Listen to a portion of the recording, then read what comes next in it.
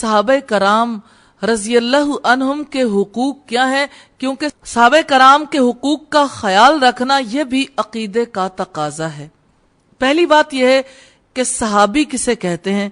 صحابی وہ شخص ہے جو اسلام کی حالت میں نبی صلی اللہ علیہ وسلم سے جا ملا، پھر اسی حالت میں فوت ہوا۔ یہ روایت الاصابہ کی ہے، والیوم 1 ہے، پیج 7 پہ۔ دوسری بات یہ کہ صحابہ سے محبت رکھنا کیوں ضروری ہے؟ اللہ رب العزت کا ارشاد ہے والسابقون الاولون من المہاجرین والانصار والذین اتبعوہم باحسان رضی اللہ عنہم ورضوا عنہ وأعد لهم جنات تجری تحتها الانہار خالدین فیہا ابدا ذالک الفوز العظیم۔ التوبہ کی آیت نمبر 100 ہے۔ مہاجرین اور انصار میں سے سبقت کرنے والے اور جن لوگوں نے حسن و خوبی سے ان کی پیروی کی ہے، اللہ ان سے راضی ہوا اور وہ اس سے راضی ہوئے، اور اللہ تعالیٰ نے ان کے لیے ایسے باغات تیار کیے ہیں جن کے نیچے نہریں بہتی ہوں گی، وہ ان میں ہمیشہ رہنے والے ہیں، یہ ہے بڑی کامیابی۔ دوسری بات ہے، حضرت انس سے روایت ہے، رسول اللہ نے فرمایا انصار سے محبت رکھنا ایمان کی نشانی ہے اور انصار سے کینہ رکھنا نفاق کی نشانی ہے۔ بخاری کی 17 نمبر روایت سے ہمیں پتا چلتا ہے۔ تیسری بات یہ کہ صحابہ سے محبت دین، ایمان اور احسان ہے، اور ان سے نفرت نفاق اور سرکشی ہے۔ شرح عقیدہ طحاویہ میں والیوم 9 پیج 299 پر ہے۔ چوتھی بات یہ ہے کہ تمام صحابہ کی فضیلت کا اعتقاد رکھنا واجب ہے۔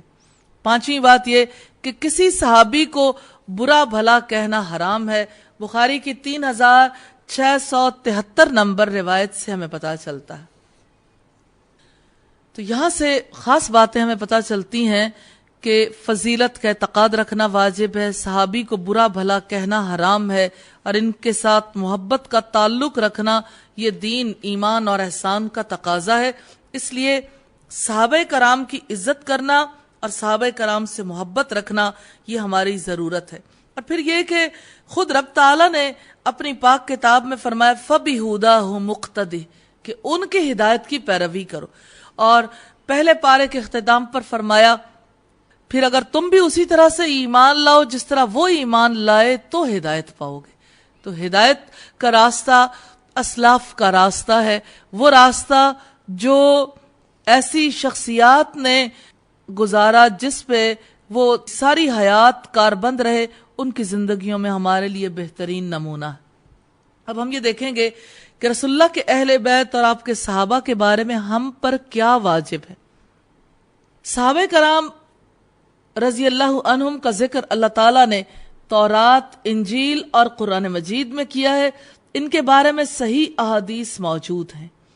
اہل بیت اور صحابہ کرام کے بارے میں ہم پر واجب ہے کہ ہم ان کے بارے میں اپنے دل صاف رکھیں، اپنی زبانیں پاک رکھیں، ان کے فضائل بیان کریں، ان کی برائیوں کا اظہار زبان سے نہ کریں، ان کے اختلافات اور لڑائیوں کے بارے میں خاموشی اختیار کریں، ان کی شان میں گستاخی نہ کریں۔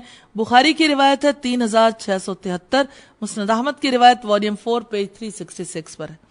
اب آپ دیکھیے کتنی اہم باتیں، دل صاف رکھنے کی بات، زبان پاک رکھنے کی بات، فضائل بیان کرنے کی بات، برائیوں کا اظہار نہ کرنے کی بات، اور کتنی اہم بات ہے۔ یہ بات عام طور پر سمجھ نہیں آتی کہ صحابہ کرام کے درمیان جو لڑائیاں یا جنگیں ہوئیں ان کے بارے میں ہم کیا رویہ اختیار کریں۔ ہم نہیں جانتے ان معاملات کی اصل حقیقت کو، اور یہ کہ جب اللہ تعالیٰ نے ان میں سے لوگوں کو جنت کی بشارت دے دی، اب ان کے اختلافات اور لڑائیوں کے بارے میں تذکرہ کر کے ہم کیا کر لیں گے۔ اس لیے ہمیں اس بارے میں خاموشی اختیار کرنی چاہیے اور ان کی شان میں گستاخی نہیں کرنی چاہیے۔ یہاں یہ بھی دیکھنے کی ضرورت ہے کہ عشرہ مبشرہ میں کون سے صحابی شامل ہیں۔ حضرت عبد الرحمن بن عوف کہتے ہیں رسول اللہ نے فرمایا ابو بکر جنت میں ہے، عمر جنت میں ہے، عثمان جنت میں ہے، علی جنت میں ہے، طلحہ جنت میں ہے، زبیر جنت میں ہے، عبد الرحمن بن عوف جنت میں ہے، سعد بن ابی وقاص جنت میں ہے، سعید بن زید جنت میں ہے، اور ابو عبیدہ ابن الجراح جنت میں ہے۔